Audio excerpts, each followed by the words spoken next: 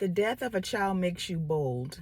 Yesterday was my son PJ's second birthday, and the day went pretty good for me. It was a little harder for me last week leading up to his birthday, but the day was actually pretty smooth, because I went to work and I was focused on other things, so I was a little distracted about it. But to memorialize him, I just brought out his blanket, the blanket that we wrapped him in and took pictures of him in when he passed away. And the reason I say the death of a child makes you bold is because there's nothing else greater to fear. That is, once you become a parent, that is your greatest fear, is losing a child. And it happened. So with that being said, there's nothing really that I fear more except for the well-being of the other children that I have, of course. But I know what it feels like to experience the greatest loss.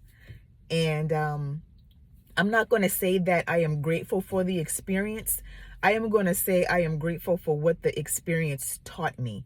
It taught me patience, love, grace, mercy, peace, and to actually realize that we're all going to have to travel that route of life.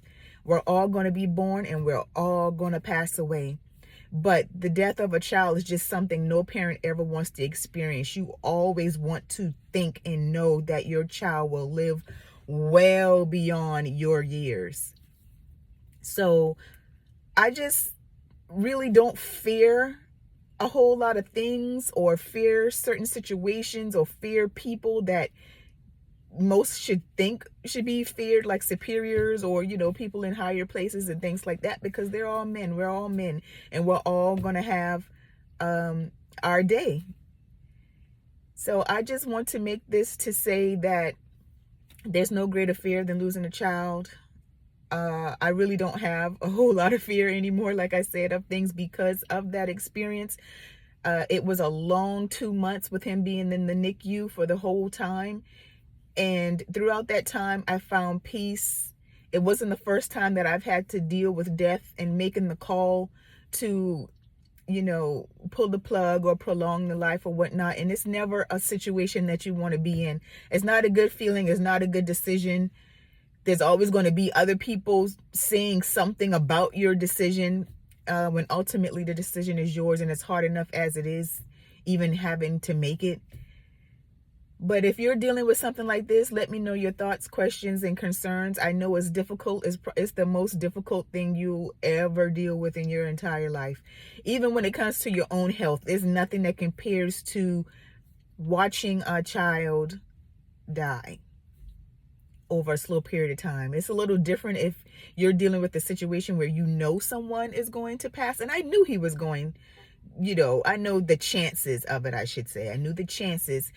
But still, to watch a child pass away and watch all of your dreams and hopes and aspiration and all of the love and the concern and the time you put in carrying the child and making sure the child was as healthy as you possibly could, and all of those, just all of those aspirations, to throw dirt on a child is just an experience like nothing else. So in that experience, I can say that I've become a lot more fearless and a lot more loving and a lot less tolerant of nonsense, because I know the value of time. But I want to thank you all for watching this. Be good to your children. Treat them right. If you see other children, treat them right. The children are the future. There's so many people out here trying to have them and can't.